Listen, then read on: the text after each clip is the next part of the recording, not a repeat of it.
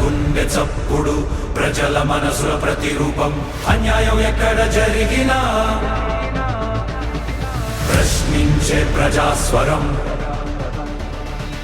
VVD news నిజమే మా బలం వివిడి న్యూస్ ప్రజలే మా దిశ నంద్యాల నుంచి ప్రపంచం దాకా ప్రతి వార్త మీ ముందుకే నిజాల వెలుగు ప్రజల గొంతుగా వివిడి న్యూస్. నంద్యాల పట్టణంలోని 22వ వార్డు రైతునగర్లో ఎన్టీఆర్ భరోసా సామాజిక పెన్షన్లు పంపిణీ కార్యక్రమం నిర్వహించారు. రాష్ట్ర న్యాయ మైనార్టీ సంక్షేమ శాఖ మంత్రి ఎన్ఎండి ఫరూక్, జిల్లా కలెక్టర్ రాజ్కుమారి లబ్దిదారుల ఇళ్లకు స్వయంగా వెళ్లి వృద్ధులు అర్హులకు పెన్షన్లను అందజేశారు. ఈ సందర్భంగా మంత్రి ఫరూక్ లబ్దిదారులను ఆప్యాయంగా పలకరించి వారు ఆరోగ్య పరిస్థితులు, యోగక్షేమాలను అడిగి తెలుసుకున్నారు. ముఖ్యమంత్రి చంద్రబాబు నాయుడు ఇచ్చిన హామీ మేరకు పెన్షన్ను 4,000 రూపాయలు పెంచి ప్రతి నెల 1వ తేదీన పంపిణీ చేస్తున్నట్లు తెలిపారు.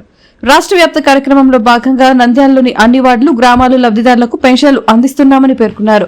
అనంతరం పెన్షన్ లబ్దిదారులకు అల్పాహారం ఏర్పాటు చేశారు.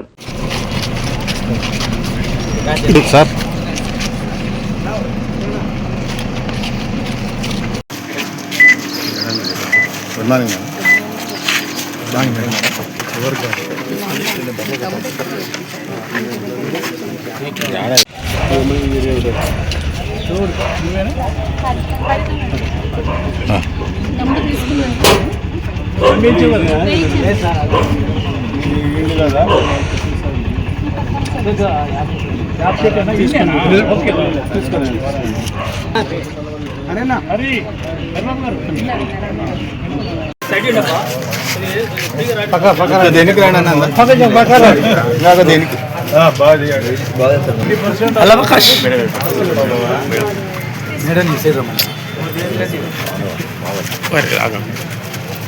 మేడం మేడం ఒక్క నిమిషం మేడం.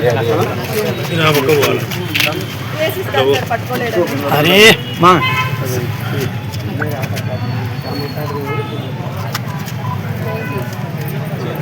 సార్ చూడండి సార్ సార్ ఇట్లా మేడం మేడం ఒక్క నిమిషం మేడం.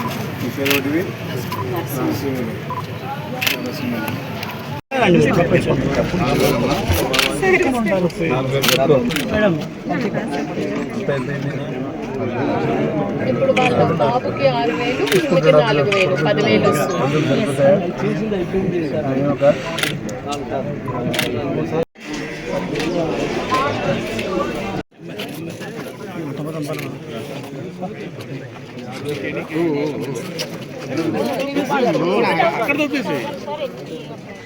అమ్మ మీరు కొంచెం నా ముందు వచ్చి నిలబెట్టారు అట్లా పోవాలా ఫేస్ కనపడు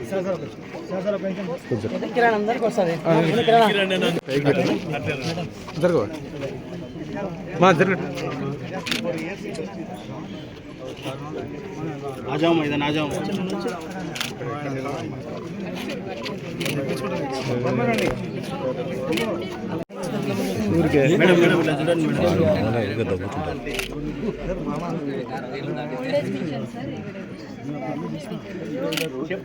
వినపడదు సార్,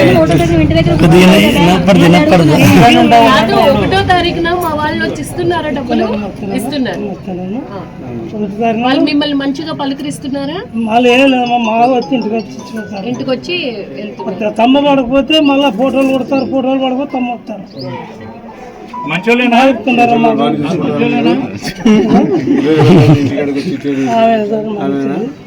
జాగ్రత్త పెట్టుకో.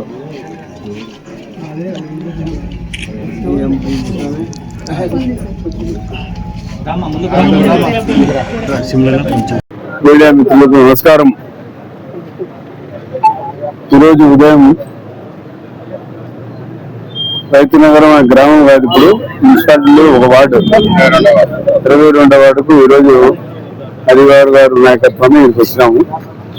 కలెక్టర్ గారు, నేను, ఆర్డీఓ గారు, ప్రభుత్వ కమిషనర్ గారు, మొత్తము ప్రభుత్వ అధికారులందరికీ రావడం జరిగింది. ప్రతి నెల ఉదయమే మేము ఊర్లో ఉంటే పెద్ద ప్రభుత్వం చేపట్టిందో పెన్షన్ కార్యక్రమం. 3,000 నుంచి 4,000 చేశారే. ఇప్పుడు చూసినారు తెల్లవారి నుంచి బాబు నిద్ర రాదు.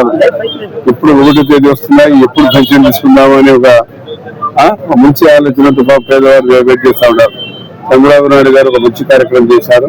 దానివల్ల మాకు ఉపాధి కలిగింది. ఈరోజు 4,000, 6,000, 10,000, 15,000 ఈ రకంగా పేదవారికి అందరికీ అన్యాయం జరుగుతారు. చాలా సంతోషం. ఈ కార్యక్రమం వల్ల మీరు కూడా ఉదయం మాతో పాటు మీడియా వారికి కూడా ధన్యవాదాలు చేయాలి.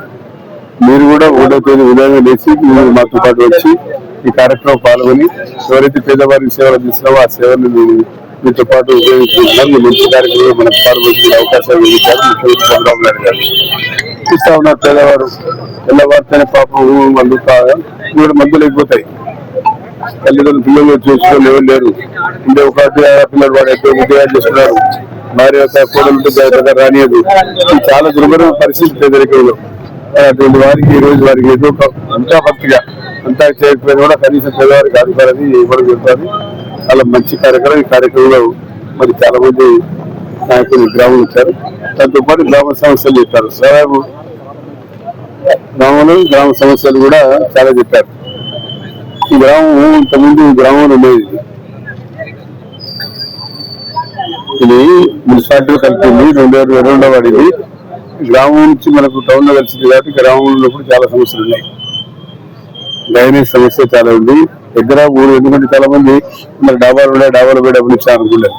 ఎందాల పట్టణం 4 పట్టణం గ్రామం నుంచి కలిసినది ఉండే 1/2 ఎకరా 1/4 ఎకరా అమ్ముతారు. ఇల్లు లక్షలు ఉన్నారు పేదవారు. ఈ రోజు ఈ గ్రామంలో సమస్యలు చాలా ఉన్నాయి. మేజర్గా డ్రైనేజ్ సమస్య, తయారీ పరిశ్రమ ఉంది. రైతులకంతా పాడి పరిశ్రమ ఉండే గ్రామం ఇది. ఈ గ్రామంలో అందరూ కూడా మనకు అనిమల్స్ సంబంధించిన పశువులు ఎక్కువగా ఉన్నాయి. పశువుల పాలు అమ్ముకొని ఇక్కడ జీవనం సాగిస్తూ ఉన్నారు. సరే వారికి మరి మొదటి నుంచి కూడా నాకు 40 సంవత్సరాలు ఈ గ్రామంతో బాగా అనుభవం ఉంది.